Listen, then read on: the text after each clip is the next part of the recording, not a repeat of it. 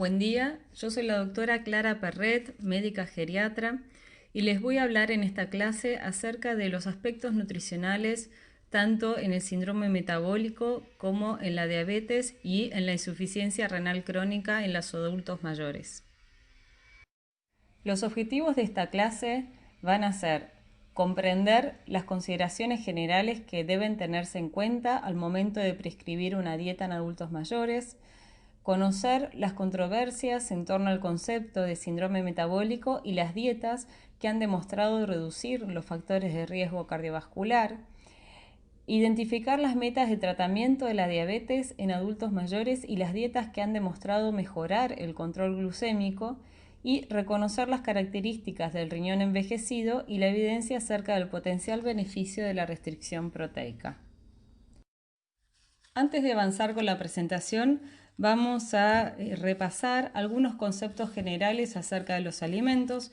Sabemos que los alimentos se pueden dividir en macronutrientes, que incluyen a las proteínas, hidratos de carbono y grasas, y micronutrientes, que incluyen a las vitaminas y minerales. Vamos a detallar un poquito las características de los macronutrientes. Sabemos que las proteínas aportan cerca de 4 kilocalorías por gramo y que se pueden clasificar en proteínas de origen animal, como las carnes, y proteínas de origen vegetal. Entre estas encontramos a las legumbres y los frutos secos, por ejemplo. Las legumbres, como sabemos, incluyen a las lentejas, porotos, soja, arveja y chauchas, entre otros. Los hidratos de carbono, por otra parte, aportan cerca de 4 kilocalorías por gramo también. Las fuentes de hidratos de carbono son las frutas, verduras y cereales. Los cereales, a su vez, pueden clasificarse en cereales integrales o refinados.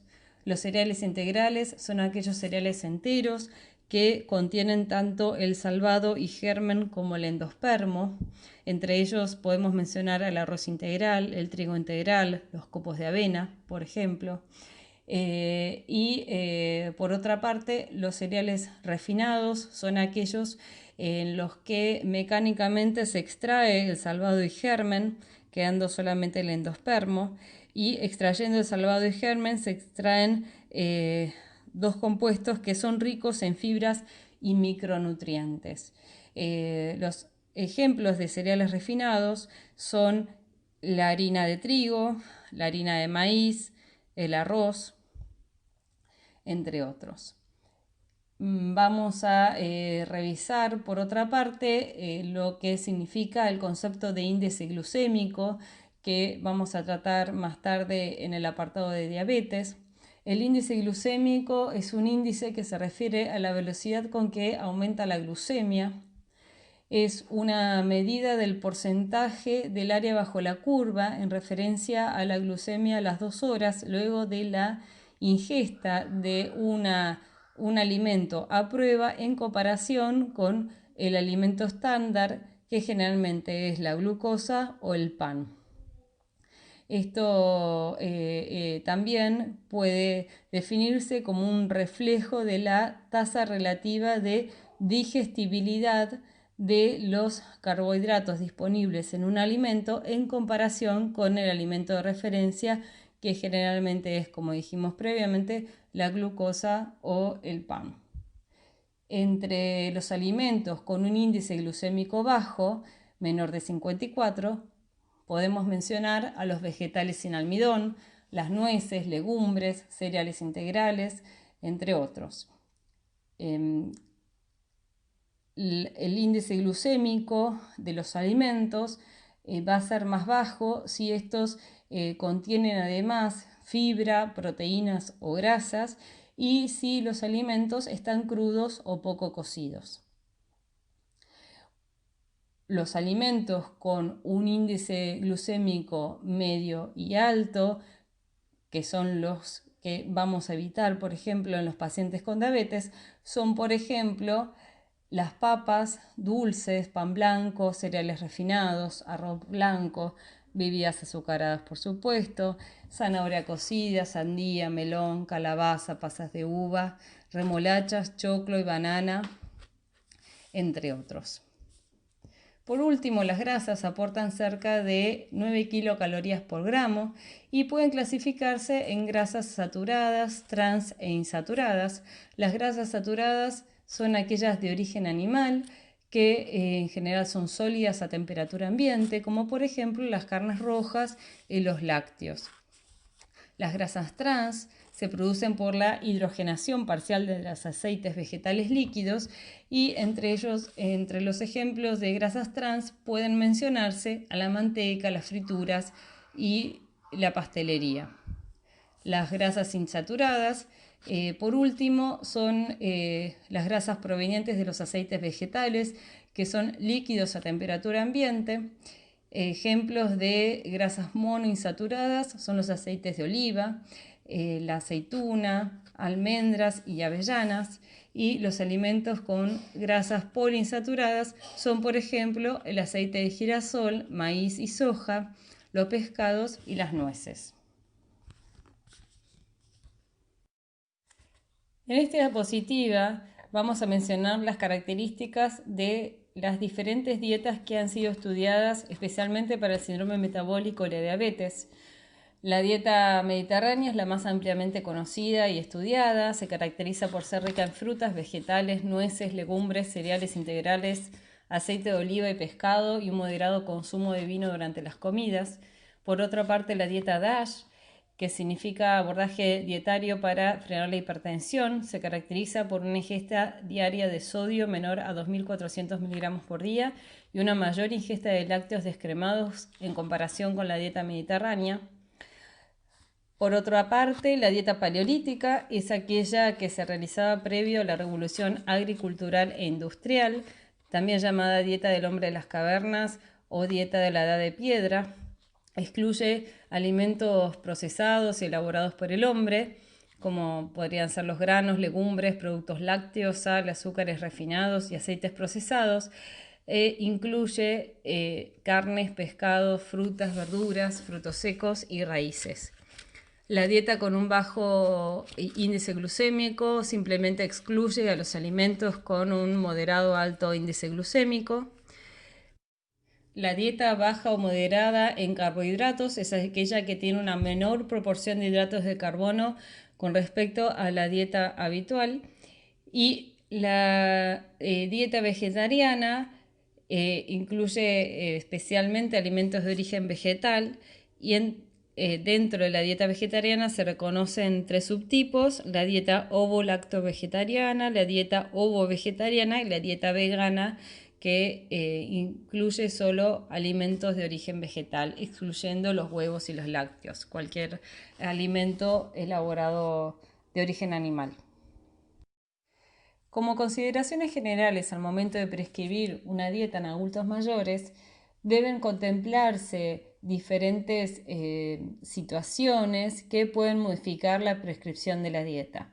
Por ejemplo, debe evaluarse si el paciente tiene alteración del gusto, si tiene alteración de la dentición con falta o mal estado de piezas dentarias que puedan condicionar la masticación, si existe alteración de la función gastrointestinal con signos de malabsorción, diarrea, constipación o si existiera disfagia.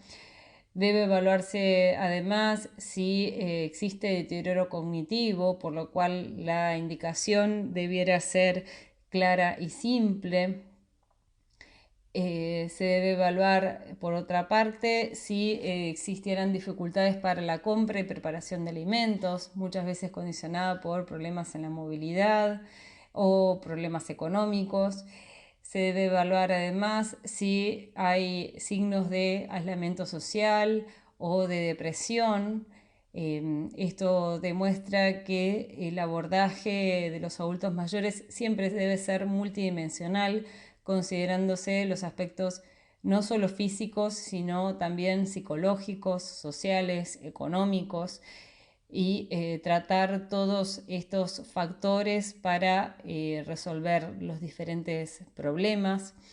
También se debe evaluar si el paciente tiene otras comorbilidades que puedan hacer modificar el régimen dietético que uno le vaya a indicar o si tiene restricciones dietéticas previas.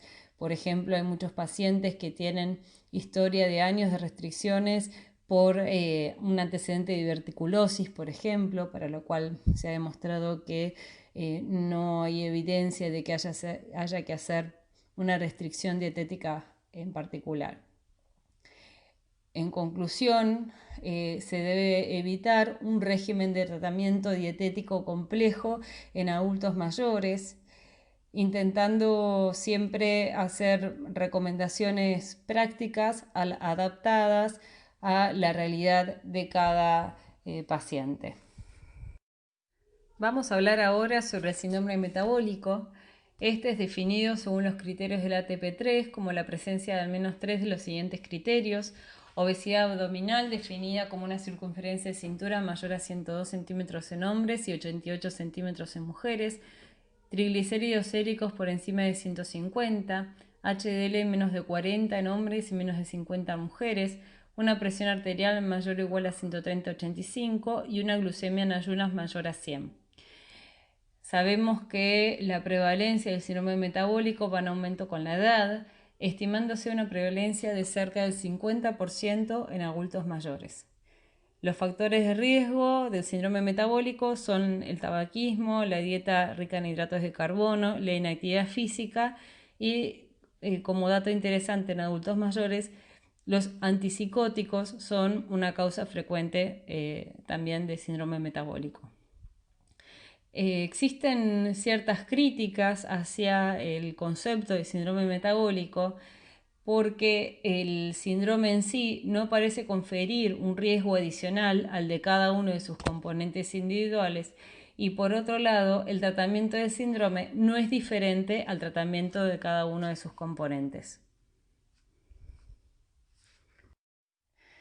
En una revisión sistemática que evaluó específicamente la asociación del síndrome metabólico con la mortalidad en adultos mayores, que incluyó 20 estudios con más de 57.000 pacientes mayores de 60 años, se observó que el síndrome metabólico en sí estaría asociado con un 17% de aumento en la mortalidad de todas las causas y un 40% de aumento en la mortalidad cardiovascular.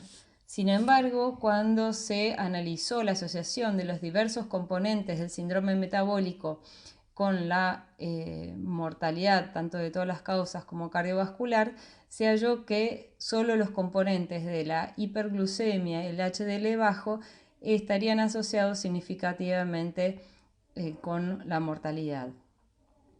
Paradójicamente, la hipertrigliceridemia y la circunferencia de cintura aumentada e el índice de masa corporal aumentado estaría asociado con un menor riesgo de mortalidad de todas las causas, y esto podría ser explicado por una mayor masa muscular y reserva energética de los adultos mayores con obesidad, que les otorgaría cierto efecto protector. A pesar de las controversias previamente expuestas acerca del concepto de síndrome metabólico y de la asociación de los diversos componentes con la mortalidad, se recomienda un abordaje terapéutico del síndrome metabólico en los adultos mayores similar al de un adulto joven. En primer lugar, se tendrá como objetivo un descenso de peso del 5 al 10% del peso basal, esto a través de una dieta saludable, reducida en grasas saturadas y trans y en azúcares simples y elevada en frutas, vegetales y cereales integrales, actividad física, siendo lo recomendado 30 minutos diarios de actividad física moderada, y un control de los factores de riesgo cardiovascular, ya fuera tratamiento de hipertensión arterial, cese de tabaquismo, control glucémico y de colesterol según cada paciente. Con respecto a la efectividad de las intervenciones nutricionales para el tratamiento del síndrome metabólico, a continuación les voy a exponer dos revisiones sistemáticas. En esta primera se estudió el efecto de la dieta mediterránea en el síndrome metabólico. Incluyó 29 estudios con más de 4.000 participantes y una edad media de 46 años con un seguimiento promedio de 35 semanas, y se encontró que la dieta mediterránea se asoció a una mejoría de los diversos componentes del síndrome metabólico, a excepción del HDL. En esta otra revisión sistemática que evaluó la efectividad de la dieta paleolítica en el síndrome metabólico, se incluyeron 4 estudios con 159 participantes, esta vez sí una edad media de 60 años, y se evaluó el efecto a corto plazo entre 2 semanas a 6 meses. En esta revisión se halló que la dieta paleolítica tendría un efecto estadísticamente significativo en la circunferencia de cintura y en la hipertrigliceridemia, no así en el HDL. Tampoco se halló un efecto significativo de la dieta paleolítica en la presión arterial sistólica y diastólica, ni en la glucemia en ayunas, aunque la tendencia del efecto fue favorable. Ahora vamos a pasar al tema de la diabetes. Como sabemos, la diabetes se define como una hemoglobina glicosilada más de 6.5% o una glucemia en ayunas mayor a 126 miligramos por decilitro o una glucemia mayor o igual a 200 miligramos por decilitro a las 2 horas de una prueba de tolerancia oral a la glucosa, o la presencia de síntomas clásicos de hiperglucemia con una glucemia al azar mayor a 200 miligramos por decilitro. En los adultos mayores, la diabetes tiene ciertas particularidades. Los adultos mayores tienen un menor riesgo absoluto de complicaciones microvasculares por un inicio más tardío de la diabetes, y sí un mayor riesgo de complicaciones macrovasculares por el agregado de otros factores de riesgo cardiovascular. También tienen un alto riesgo de polifarmacia, declinación funcional, deterioro cognitivo, depresión, incontinencia urinaria, caídas y dolor crónico. Y debe recordarse que la medición de la hemoglobina glicosilada puede no ser precisa en varias situaciones frecuentes en adultos mayores, como son, por ejemplo, una situación de anemia, insuficiencia renal crónica, transfusiones recientes o infusiones de eritropoyetina, enfermedad aguda u hospitalizaciones recientes y enfermedades hepáticas crónicas. La meta de hemoglobina glicosilada en adultos mayores debe individualizarse según la expectativa de vida del paciente y los factores de riesgo para hipoglucemia y habilidad para adherir a regímenes de tratamiento específicos. Es así como en pacientes denominados como saludables, es decir, aquellos con pocas comorbilidades y estado cognitivo y funcional conservados, se propone una meta de hemoglobina glicosilada menor a 7.5% y una glucemia preprandial de hasta 130 miligramos por decilitro. En aquellos pacientes complejos o intermedios, o que también podríamos denominar frágiles, es decir, aquellos pacientes con múltiples comorbilidades o deterioro cognitivo leve a moderado o dependencia en 2 o más actividades instrumentales de la vida diaria, llámese actividades instrumentales de la vida diaria a la habilidad para cocinar, realizar compras, manejar dinero, manejar medicamentos, uso de transporte público y uso del teléfono. En estos pacientes frágiles se propone una meta de hemoglobina glicosilada menor al 8% y una glucemia preprandial de hasta 150 miligramos por decilitro. En los pacientes muy complejos o con mala salud, que también se podrían denominar pacientes dependientes o geriátricos, esto es pacientes institucionalizados o con enfermedades crónicas en etapa terminal o deterioro cognitivo moderado a severo o dependencia en 2 o más actividades básicas de la vida diaria. Las actividades básicas de la vida diaria son la capacidad para bañarse, higiene personal, realizar el cuidado personal, realizar transferencias, marcha, alimentación, la continencia urinaria y fecal y el hecho de vestirse. En estos pacientes dependientes, la hemoglobina glicosilada meta propuesta es menor al 8.5% y la glucemia preprandial de hasta 180 miligramos por decilitro. Las metas de hemoglobina glicosilada previamente expuestas están en consonancia con los objetivos de tratamiento de la diabetes en los adultos mayores. Estos son, por un lado, evitar las hiperglucemias, ya que sabemos que las hiperglucemias aumentan el riesgo de deshidratación, síndrome confusional agudo, infecciones, deterioro funcional y caídas en los adultos mayores. Otro objetivo es evitar las hipoglucemias.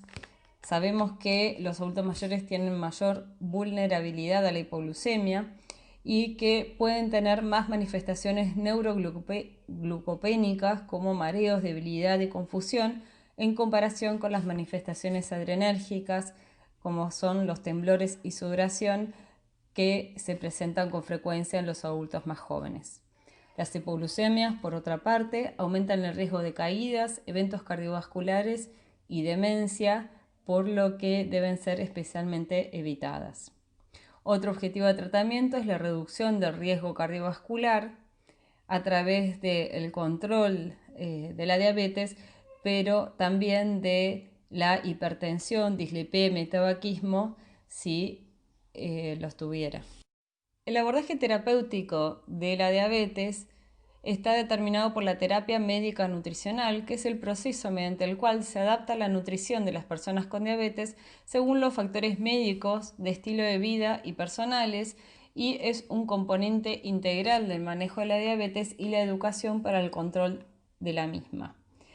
Comprende 5 aspectos, estos son la actividad física y la reducción de la ingesta calórica, y especialmente los pacientes insulino requirientes, la adecuación de la consistencia en la ingesta diaria de carbohidratos en las comidas y colaciones, el contenido nutricional y el tiempo de comidas y colaciones que detallaremos en las siguientes diapositivas.